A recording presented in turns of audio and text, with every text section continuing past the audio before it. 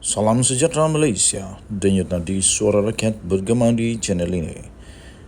Jangan lupa tekan butang subscribe, like dan share. Malaysia kita punya, cintai Malaysiaku, kita jaga kita.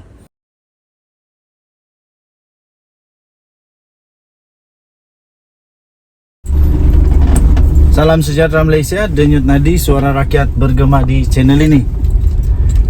Baru sebentar tadi Kuli mendedahkan satu perkara yang amat teruk berkenaan dengan Tun Mahathir.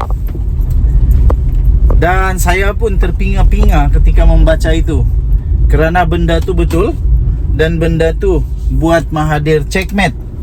Buat Mahathir checkmate, buat Mahathir betul-betul pasti akan kehilangan jawapan. Pasti dia kehabisan jawapan. Orang kami selalu kata kena curi oleh tikus. Jawapan kena curi oleh tikus berkenaan dengan proklamasi orang Melayu. Tengku Razali Hamzah mempersoalkan, kenapa Mahathir buat proklamasi Melayu hanya sekarang? Kenapa dulu waktu dia Perdana Menteri dia tak pula buat proklamasi orang Melayu? 2 kali dia jadi Perdana Menteri di Malaysia. 2 kali dia buat jadi Perdana Menteri di Malaysia. Satu, selama lebih 20 tahun beliau jadi Perdana Menteri Malaysia, tak pernah pun dia sebut tentang proklamasi orang Melayu. Kemudian ketika era Perikatan Nasional, sekali lagi beliau menjadi Perikatan Nasional pula. Ketika era Pakatan Harapan, sekali lagi Tun Mahathir jadi Perdana Menteri sekali lagi.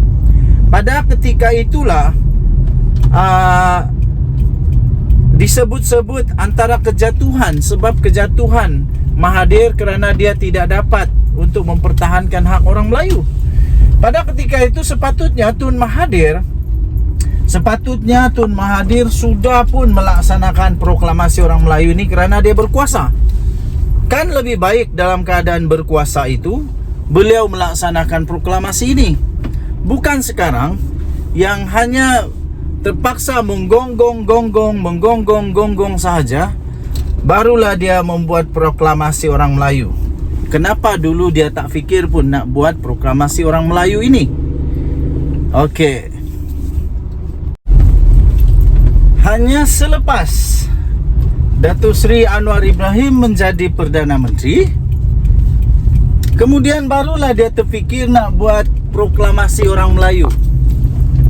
Dulu waktu dia bersama dengan Pakatan Harapan, dia jadi Perdana Menteri pada ketika itu, parti yang sama yang ada di dalam Pakatan Harapan, iaitu parti DAP, parti PKR, ada Amanah, ada Bersatu. Kali ini beliau dah tak ada kuasa, tapi Anwar Ibrahim ada kuasa. Dan Anwar Ibrahim berjanji, Anwar Ibrahim memberikan komitmen 100 juta peratus untuk membersihkan, untuk membongkar, untuk menghapuskan segala jenis salah guna kuasa, rasuah, penyelewengan, ketirisan. Barulah Tun Mahathir tak semena-mena selepas dia kalah teruk di dalam PRU yang lalu bersama dengan Pejuang dan GTA, barulah tiba-tiba ada proklamasi orang Melayu. Hanya selepas beliau ditolak oleh rakyat Malaysia, termasuklah di Langkawi sendiri, di mana dia berpuluh-puluh tahun menjadi ahli Parlimen Langkawi. Tahu? Dia menjadi ahli Parlimen Langkawi.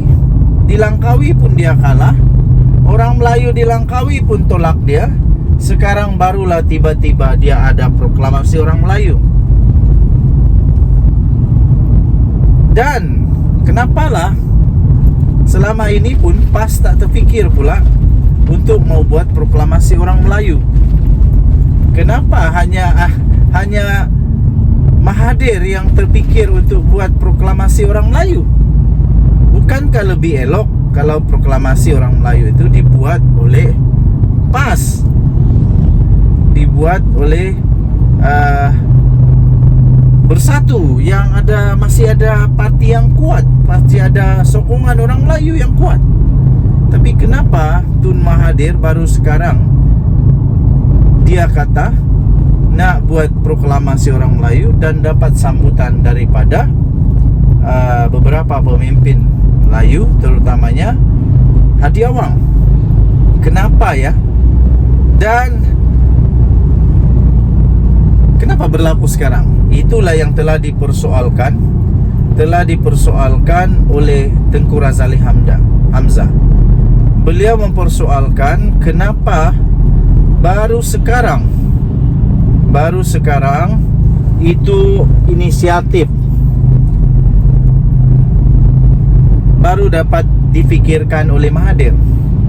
Tengku Razali Hamzah mempersoalkan kenapa Mahathir tidak melakukannya ketika dia menjadi Perdana Menteri. Dari tahun 1981 Mahathir jadi Perdana Menteri sampai 2003. Dan ketika bersama dengan Barisan Nasional. Dan kemudian pada 2018 hingga tahun 2020 ketika dengan Pakatan Harapan. Rasanya kalau dia buat waktu dia jadi Perdana Menteri itu lebih hebat, itu lebih mantap. Sekarang dah tak ada apa-apa pun suara dia di Malaysia ini. Dia dah tak ada apa-apa. Ahli parlimen pun tidak.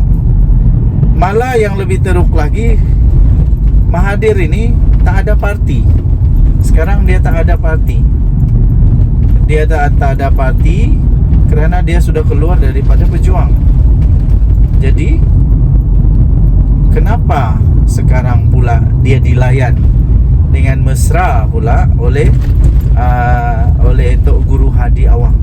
Memang agak pelik, tetapi begitulah mungkin perjalanan politik, dinamik, semua berubah mengikut masa.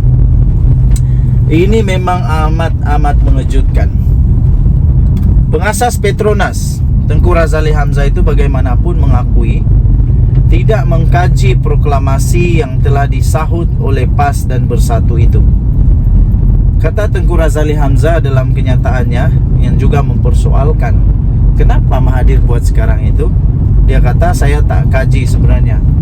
Tapi kalau tanya 22 tahun dia jadi Perdana Menteri, kenapa dia tak buat semua itu? Ketika dia pakat dengan DAP, kenapa dia tak buat? Sehingga dia ditolak oleh parti sendiri, yaitu Bersatu. Katanya Tengku Razali Hamzah merujuk kepada pemecatan Mahathir daripada Bersatu pada tahun 2020 yang lalu.